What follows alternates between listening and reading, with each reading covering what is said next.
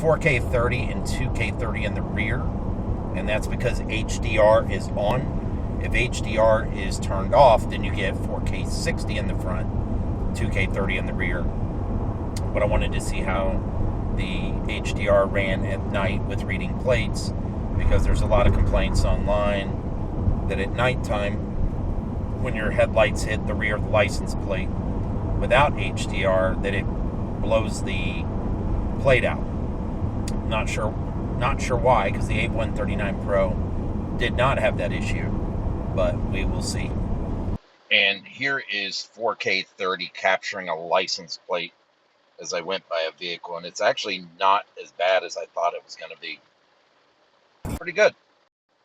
Now, let me be clear here in how I captured that plate, because not every single frame there was perfect.